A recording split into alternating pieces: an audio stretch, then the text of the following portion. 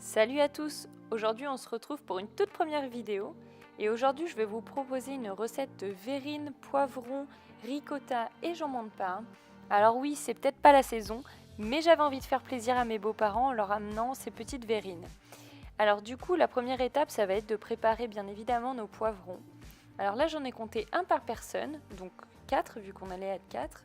Alors bien sûr, il faut les laver au préalable et moi j'utilise des poivrons bio en l'occurrence qui venaient d'Espagne. Alors je commence par épépiner mes poivrons. J'ai une technique un peu particulière mais vous faites vraiment comme vous voulez. J'enlève vraiment tout et je répète l'opération pour mes 4 poivrons. Ensuite, je vais préparer une plaque de cuisson où je mets un papier cuisson et j'étale tous mes demi-poivrons voilà, sur la face plate. Et ensuite, je recouvre d'un petit peu d'huile d'olive parce qu'on va maintenant passer à la cuisson au four. Pour la cuisson, j'utilise en général la chaleur tournante et je préchauffe à 200 degrés. Vous pouvez même mettre un tout petit peu plus fort. Donc voilà, je commence par enfourner mes poivrons et je vais les laisser un petit moment. On va maintenant passer à l'étape de la crème. Alors là, j'utilise de la ricotta, du piment d'Espelette, du sel, du poivre. Et je commence déjà par émietter un petit peu ma ricotta dans un bol. Donc là, rien de plus simple, hein, je la verse et je l'écrase un petit peu avec une cuillère.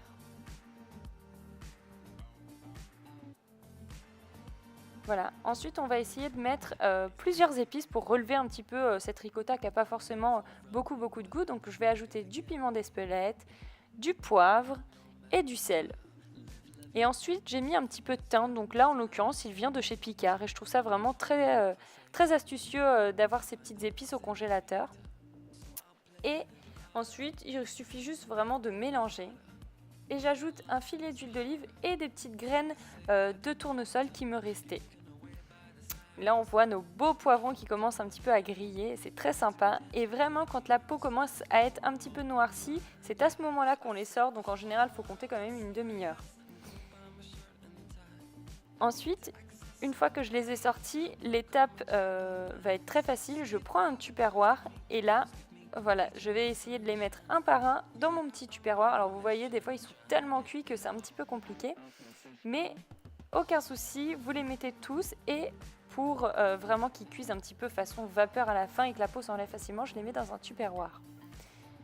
Une petite demi-heure après, quand ils ont commencé à bien refroidir, il suffit vraiment d'enlever la peau et là, rien de plus simple, elle se décolle normalement ultra facilement. Donc là, après, je les coupe dans le sens de la longueur, je fais des petites lamelles et je les recoupe dans l'autre sens. Après, vous faites plus ou moins finement selon vos goûts, mais vraiment rien de compliqué. Voilà, ensuite j'avais préparé quand même quelques petites feuilles de basilic. Donc là, vous prenez également l'herbe aromatique qui vous plaît le plus. Et là, je trouvais que le basilic se mariait plutôt bien. Donc je le coupe assez finement pour ensuite l'insérer dans ma petite préparation de poivrons. Il ne me reste plus qu'à poivrer, saler, rajouter ma petite huile d'olive et mon piment d'Espelette. Et bien évidemment, je rajoute toujours un petit peu d'ail parce que ça donne un petit goût sympa. Ensuite, je répartis uniformément ma préparation dans 4 verrines. Donc là, en l'occurrence, j'ai plutôt utilisé des verres parce que je voulais vraiment que ça soit une entrée, mais vous pouvez tout à fait le faire en format apéro. Et voilà, je finis ma petite préparation et entre-temps, j'avais mis ma préparation de fromage frais dans une poche à douille et je répartis dans mes verrines. J'ajoute ensuite des petits morceaux de jambon de Parme que j'ai acheté chez mon boucher juste avant. Voilà, j'essaye de faire une jolie présentation et je finis par une petite feuille de basilic fraîche. Et voilà, vous n'aurez plus qu'à déguster la recette. Je vous souhaite un bon appétit à tous.